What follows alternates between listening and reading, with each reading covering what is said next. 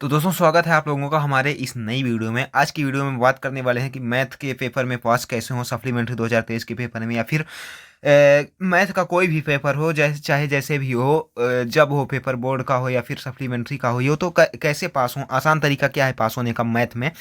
तो चलिए वीडियो को स्टार्ट करते हैं, लेकिन उससे पहले आप लोगों से एक रिक्वेस्ट है कि अगर वीडियो थोड़ा सा भी पसंद आए तो वीडियो को लाइक जरूर कर देना, चैनल को सब्सक्राइब जरूर कर देना और अपने दोस्तों के साथ भी शेयर जरूर करना, ठीक है। तो चलिए वीडियो को स्टार्ट करते हैं। तो मैथ के पेपर में सबसे ध्यान देने योग्य बात क्या है, यहाँ पर सबसे ध्यान देने वाली बात है ऑब्जेक्टिव, मैथ का ऑब्जेक्टिव। क्योंकि सवाल है मैथ का तो सब ऐसा तो नहीं है, थ्योरी नहीं है कि आप लोग कुछ भी लिख दें, पेपर ही उतार दें या फिर उससे रिलेटेड कुछ ही लिख दें। तो थ्योरी तो नहीं है मैथ की, पास हो जाएंगे कुछ भी लिख के।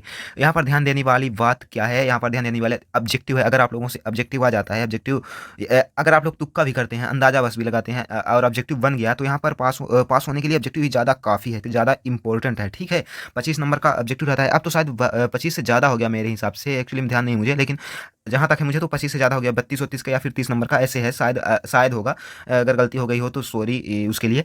तो आप लोगों को ऑब्जेक्टिव सबसे ज़्यादा ध्यान देना है कि ऑब्जेक्टिव कैसे करना है। ऑब्जेक्टिव में सही विकल्प में आप लोगों को तुक्का ही लगाना है, या फिर ऑब्जेक्टिव सबसे पहले जो मेन रहता है ऑब्जेक्टिव ना पास होने के लिए, तो आप लोग ऑब्जेक्टिव का नंबर डाल के छोड़ दीजिए, मत करिए, कॉपी में मत लिखिए। बाद में अगर मान लीजिए 80% स्कूलों में थोड़ी व्यवस्था हो जाती है ऑब्जेक्टिव की, कि इधर उधर से पता चल जाती है या फिर सर लोग ही बता देते हैं, थोड़ा हिंट दे देते हैं, तो मेरे हिसाब से तो ऑब्जेक्टिव नहीं करना चाहिए आप लोगों को। जो बन रहा है तो वो कर लीजिए, और जो नहीं बन रहा है तो उसको छोड़ दीजिए, बाद में जो सर बताएंगे तो उसमें से आप लोग कर सकते हैं, ठीक है।